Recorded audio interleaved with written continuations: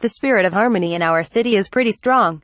I was shocked when a speech by Victor Bungtilu Laiskodat, a National Democratic Party NasDem politician from Kupang, was labeled hate speech after it went viral and made headlines across the country in August.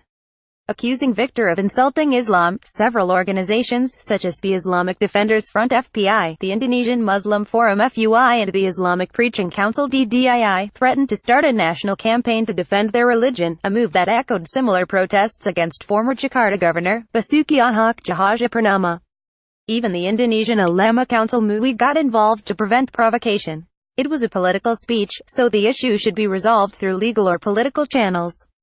Until now, the police are still investigating the case. I have no desire to judge who is right and who is wrong. I'd only regret how this political speech from East Nusa Tenggara went viral and provoked a nationwide response, involving the FPI, FUI and DDII, all of which are far away in Jakarta. Not many know that at the same time, the indigenous Natava community and Catholics in the village of Airamo in Nagikio district, also in East Nusa Tenggara, were busy helping the local Muslim community build a mosque. On August 10, the village's Catholic majority took part in the cornerstone ceremony. The village head, Saravinus Mina, himself a Catholic, said that while religion is important, brotherhood and friendship matter more. He realized that the new building was necessary, as the last one, built in 1983, was no longer fit for purpose, both in its structure and size. For the Muslim minority in East Nusa Tenggara, what happened in Airamo village was not by chance or coincidence. It was part of a historical process. More than 200 years ago, the Baitul Kodam Mosque in Airmada village became the first Islamic place of worship in Kupang. It was built by Muslim sailors from East Flores and the village's Christian community. This story was similar when the mosque in Airmada was renovated in 1994. On a Sunday, the local priest asked the head of the mosque, Imam Barando, to stop the construction work because it disturbed a church service. The imam agreed. In the afternoon, members of the congregation left the church and showed up in droves to help the Muslim community renovate the mosque. It is perhaps not surprising that, when the religious conflict broke out in Kupang in November 1998 and dozens of mosques were burned down, Baitul Kodam was one of only 3 left untouched. Airmada residents knew that the mosque was built with the sweat and tears of both Muslims and non-Muslims. It is not only Muslims who have benefited from the tolerance in East Nusa Tenggara, however. Non-Muslims have too. Let me take you on a visit to Alawe, a small corner of Alor district, where you will find a church called GKPB Mata Jamaat Ismail, better known as Ismail's Church, which was built in 1949. It is unusual for a church to bear the name Ismail. But according to village elder Ahmad Karim Allen and the church's priest Mesiklo Banbal, it was named after a Muslim man who co-founded the Christian house of worship. The local authority initially refused to issue a permit for the construction of the church, as there were only 4 Christian families in the village. But then several Muslims volunteered to add their names to the list, so that all requirements could be met. That is a clear example of harmony in East Nusa Tenggara. Here, Christmas and Eid are often celebrated by all. During Christmas, members of the Muslim community visit the houses of their non-Muslim neighbors. When it's Eid, Christians pay courtesy calls to Muslim houses. They enjoy the food and sweet Eid cakes, and often attend the Ramadan celebrations and Quran reading competitions. It is quite common for non-Muslims to be involved in the organizing committees of Eid events. Most students at the Muhammadiyah University of Kupang UMK, an Islamic institution, are non-Muslims, with around 70% of them Christians, school records show.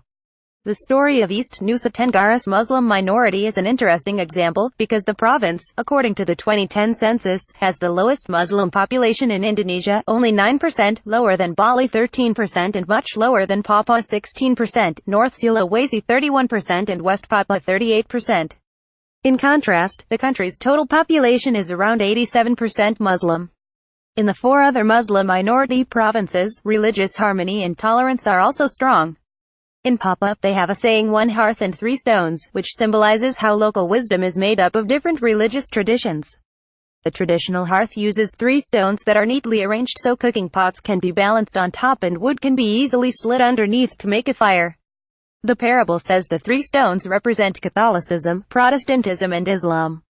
Without the 3 stones, the balance in society would be shaken. This type of analogy is found not only in Papua, but also in other eastern Indonesian communities, including East Nusa Tenggara. In North Sulawesi, a long time before Indonesia became independent, followers of Imam Bonjol, Pangeran Diponegoro and Kyai Mojo arrived in the province and blended in with the local community. Dozens of Muslim soldiers who followed Kyai Mojo and arrived at that time went on to court and marry Tondano Christian girls from Minahasa. The history of tolerance in Bali is also worth considering. When traveling to the island, one can visit Puja Mandala in Nusa Dua, Badung, which is often referred to as a symbol of Indonesia's diversity. In the complex, you will find 5 places of worship: the Great Ibnu Battuta Mosque, the Maria Bunda Segala Bangsa Catholic Church, the GKPB Jamaat Bukit Doa Protestant Church, the Pura Jagat Natha and the Vihara Buddha Guna. These stories are all good examples of Indonesia's pluralism. But there are still many bitter stories that are impossible to forget. My family still remembers clearly the destruction of our village mosque in Obufu village in Kupang, and how we were forced to temporarily flee to Madura, East Java. 19 years later, we don't forget, but we are not vengeful. We have learnt and grown from that experience. We also hope the conflicts of the past, which involved Muslim minorities in Ambon, Poso and Tolokara, will become a lesson for our nation. At the present time, we need to be mindful of several sensitive issues. Negative political campaigns against non-Muslim leaders, desires to establish an Islamic State, terrorism and the misguided use of the term kafir, can inspire hatred against Muslim minorities.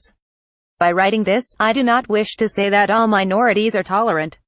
Those in a majority can also be tolerant, and those in a minority can also be extremely intolerant. I just want to call on Indonesian Muslims, who usually find themselves in the majority, to once in a while consider what it means to be a minority.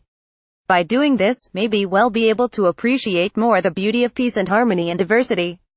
Muhammad Subhan Satuora is a researcher at the Center for the Study of Religion and Multiculturalism, PUSM, at the Muhammadiyah University of Malang, East Java. This article has won the 2017 Humanitarian Essay Competition organized by the International Committee of the Red Cross and Kureta. The original Bahasa Indonesia version was published by Kureta. The views are those of the writer and not of the organizations.